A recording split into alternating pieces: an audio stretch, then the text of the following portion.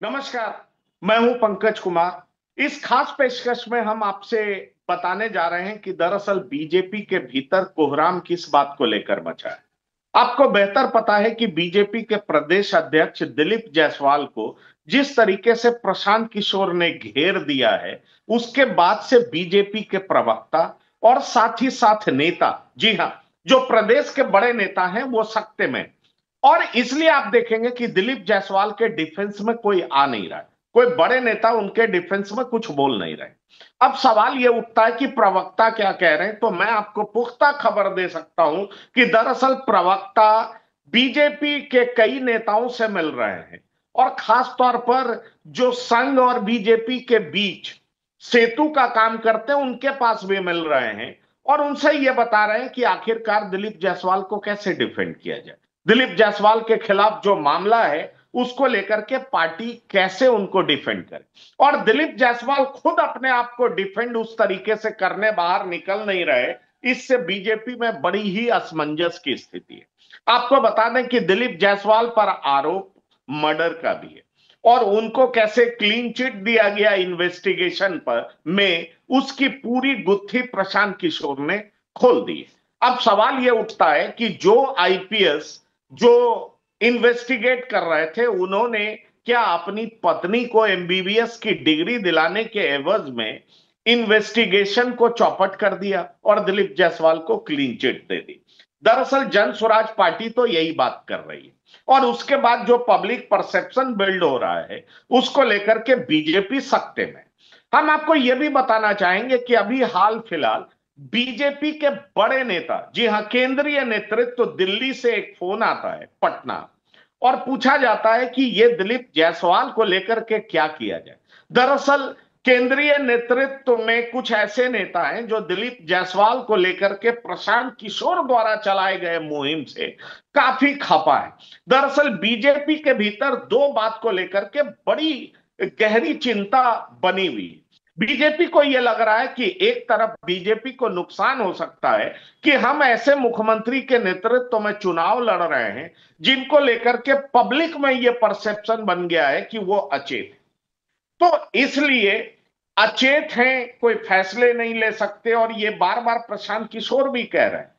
आप ये जान लीजिए तेजस्वी यादव भी कह रहे हैं और लोगों में इस बात को लेकर के चिंता है कि आखिरकार एक ऐसा व्यक्ति जो वाकई अचेत है, क्या वो बिहार को प्रॉपर गवर्नेंस दे सकता है। इस बात की चर्चा बहुत जोरों से चल रही है और हम आपको बताना चाहेंगे कि उपेंद्र कुशवाहा ने एक ट्वीट भी किया है।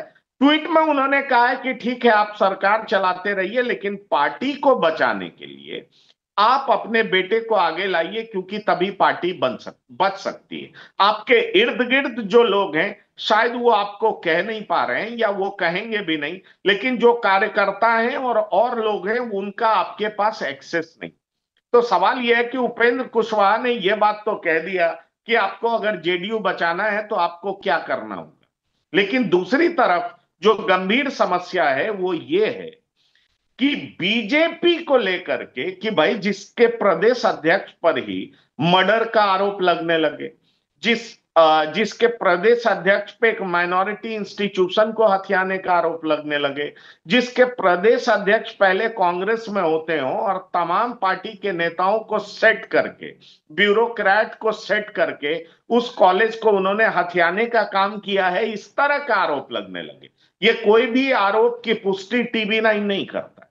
लेकिन सवाल यह है कि चुनाव से पहले अगर बीजेपी पर इस तरह के आरोप विपक्षी नेता लगा रहे हो, तो केंद्रीय नेतृत्व का परेशान होना लाजमी। और केंद्रीय नेतृत्व इस बात को लेकर के मंथन कर रहा है कि आखिरकार दिलीप जायसवाल का किया क्या जाए। क्या दिलीप जायसवाल को हटा दिया जाए, और दिलीप जायसवाल को अगर हटाया जाएगा तो क्या ईबीसी में ये मामला काउंटर प्रोडक्टिव हो सकता है। दिलीप जायसवाल को हटाएगा कौन, इसको लेकर के भी ये चर्चा बड़ी तेजी से चल रही है। पर हम आपको ये बात बता सकते हैं कि जिस तरह प्रशांत किशोर ने इस मुद्दे को सामने रख करके बीजेपी को घेर दिया है, उसके बाद से प्रदेश इकाई के बीजेपी के बड़े नेता इस मुद्दे पर कुछ भी बोलने से बच रहे हैं। प्रवक्ता अपने प्रदेश अध्यक्ष को डिफेंड करने से बच रहे हैं। इक्के दुक्के प्रवक्ता आते हैं, बस वो ये कह देते हैं कि ये मामला निराधार है, ये आरोप निराधार है, उसके बाद केस के मेरिट के बारे में कुछ बोल नहीं पाते। दिलीप जायसवाल भी बाहर आए, उन्होंने एक ट्वीट जरूर किया, प्रशांत किशोर को पैसा किशोर, तरह तरह की बातें उन्होंने कही, लेकिन केस के मेरिट पर उन्होंने कुछ नहीं बोला। माइनॉरिटी इंस्टीट्यूशन हथियाने के आरोप पर उन्होंने जम करके बोला नहीं। और जाहिर तौर पर इसी वजह से बीजेपी के कार्यकर्ता डिमोरलाइज्ड हैं, प्रवक्ता डिमोरलाइज्ड हैं। प्रवक्ता आपस में बात करते हैं, कुछ पुराने नेताओं से बात करके कहते हैं कि प्रदेश अध्यक्ष को कैसे डिफेंड किया जाए, और फिर वो कहते हैं कि जिस तरीके से प्रशांत किशोर एक किस्त दूसरी किस्त बाहर निकाल रहे हैं, उसके बाद तो प्रदेश अध्यक्ष के लिए कोई जगह ही नहीं बच जाती। पार्टी इस स्थिति में कैसे चुनाव के लिए जाएगी, पार्टी को कौन बचाएगा, और इसकी चिंता अब केंद्रीय नेतृत्व तक पहुंच जाती है। और मैं आपको यह बता सकता हूं कि इसको लेकर के, जी हां, इसको लेकर के केंद्रीय नेतृत्व के एक बड़े नेता ने बिहार में फोन लगाया और उन्होंने पूछा कि क्या किया जा सकता है इसका, आखिरकार कैसे इस स्थिति से निपटा जाए। और खबर उनके पास यहां तक है कि प्रशांत किशोर सारा प्रूफ लेकर के बैठे हैं। अब वो तीसरी किस्त जब निकालेंगे तो बीजेपी की और किरकिरी होगी, और प्रशांत अगर इसी तरीके से बीजेपी का डेंट पहुंचाते रहे तो चुनाव में स्थिति क्या होगी। और यकीन मानिए, ये बात जब दिल्ली से फोन आता है और जब बिहार में एक नेता से पूछा जाता है तो वो कहते हैं कि आखिरकार इनको इनको प्रेसिडेंट, पार्टी प्रेसिडेंट बनाया गया तो क्या सोच करके बनाया गया, पार्टी सत्ता में है, पार्टी के पास पैसे की कमी नहीं है, तो फिर पार्टी अपने कार्यकर्ताओं पर ध्यान क्यों नहीं देती है, पार्टी अपने नेताओं पर ध्यान क्यों नहीं देती। ये जवाब है। मैं नाम नहीं लेना चाहूंगा क्योंकि दिल्ली के किस नेता ने बिहार में फोन किया और बिहार के कौन से लोग ने ये बात कही, इसमें मैं नाम नहीं लेना चाहूंगा, लेकिन मैं आपको इतना बता सकता हूं कि दिल्ली में दिलीप जायसवाल को लेकर के भी कौतूहल है, असमंजस है, बिहार का चुनाव कैसे जीता जाएगा इसको लेकर के चिंता है। प्रशांत किशोर जिस मुद्दे को उठा रहे हैं उसको देख करके कहा जा सकता है कि प्रशांत किशोर ज्यादा नुकसान बीजेपी को पहुंचाते हुए दिख रहे हैं। ऐसे में सवाल उठता है कि बीजेपी जैसी पार्टी का प्रदेश अध्यक्ष घिरा हुआ हो, आरोपों से घिरा हुआ हो, और जवाब बीजेपी पूरे तरीके से दे नहीं पा रही हो, तो चिंता होना लाजमी है। हम आपको यह भी बताना चाहेंगे कि दरअसल बीजेपी के प्रवक्ता, बीजेपी के कई नेता अब आपस में बात करने लगे हैं कि बाहर के नेताओं को अगर आप इतनी तरजीह देंगे, इतना तवज्जो देंगे, तो इससे बीजेपी का भला हो नहीं पाएगा।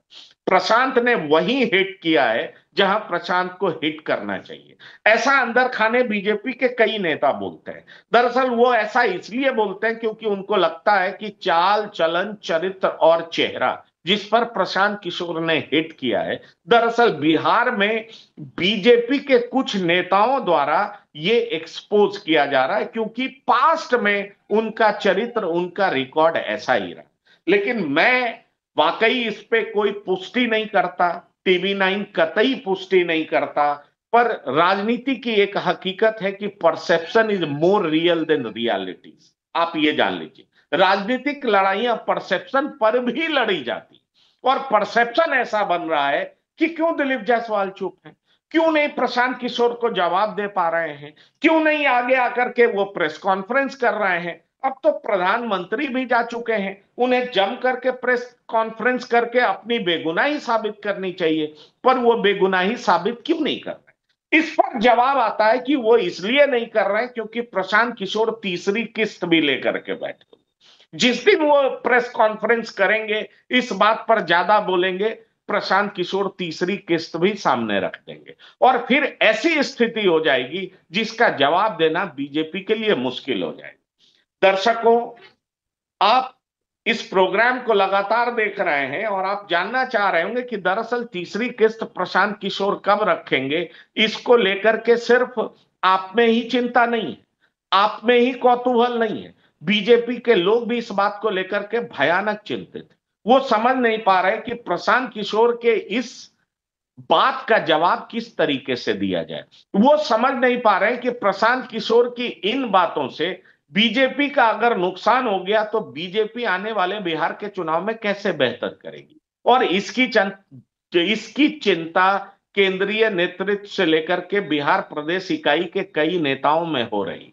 और आप सबको बेहतर पता है कि दिलीप जायसवाल कांग्रेस से बीजेपी में आए, और दिलीप जायसवाल कांग्रेस से बीजेपी में आए हैं तो वैसे लोग जो संघ से नाता रखते हैं, एबीवीपी से नाता रखते हैं, जो जो बीजेपी के तमाम अनुसांगिक संगठन से नाता रखते हैं, उनके बीच ये चर्चा और जोरों से चल रही है कि ऐसे लोगों को हम इस तरह का टॉप पोजीशन क्यों देते हैं, जिनका ना तो बीजेपी का संस्कार है, ना बीजेपी में वो आगे बढ़े हैं, तो फिर उनको हम प्रदेश अध्यक्ष क्यों बनाते हैं। दरअसल कई न्यूज सूत्रों के हवाले से ही कहा जा सकता है, और वही मैं प्रयास कर रहा हूं आपको बताने का कि बीजेपी अभी कैसे घिरती हुई दिखाई पड़ रही है। हमने भी कई शोज किए हैं, हमने भी कई प्रवक्ताओं को आमंत्रित किया बीजेपी से, तो एक दिन एक बीजेपी के प्रवक्ता आए, लेकिन जिस तरीके से वो अक्सर आक्रामक रहते थे उस दिन नहीं थे। दूसरे दिन हमने प्रयास किया तो बीजेपी के प्रवक्ताओं ने मना कर दिया कि प्रदेश से कोई नहीं जाएगा। दिल्ली में पूर्वांचल एसोसिएशन के एक नेता को हमने बिठाया था, हमने उनसे पूछा था, जिनको बहुत ज्यादा जानकारी तो थी नहीं, लेकिन वो इस पूरे मसले पर दिलीप जायसवाल को कंडेम करते रहे। सवाल गंभीर है, सवाल बड़ा है, और सवाल बड़ा यह है कि क्या प्रशांत किशोर जब 50 नेता और ब्यूरोक्रेट को एक्सपोज करेंगे तो उसमें कई बीजेपी के नेता घिरते हुए नजर आएंगे।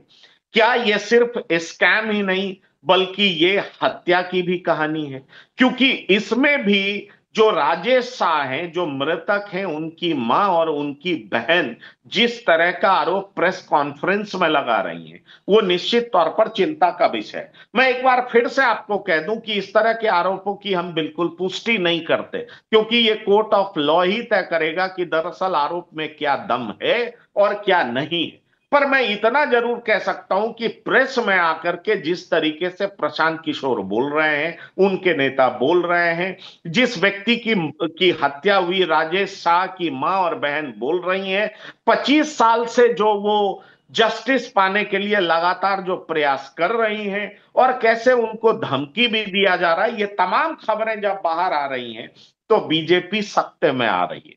क्योंकि यकीन मानिए किसी भी पार्टी के लिए चुनाव उसका इम्तहान होता है, और जनता के बीच में अच्छा संवाद नहीं जा रहा हो, अच्छा मैसेज नहीं जा रहा हो, तो पार्टी निश्चित रूप से परेशान होती है। एक तो लगातार अपराध का ग्राफ, दूसरा नीतीश कुमार का अचेत रहने की बात या उन पर लगा ये आरोप, और तीसरा उनके नेतृत्व में चुनाव लड़ने की बात, और चौथा बीजेपी के प्रदेश अध्यक्ष चारों तरफ से घिरते हुए नजर आते हैं।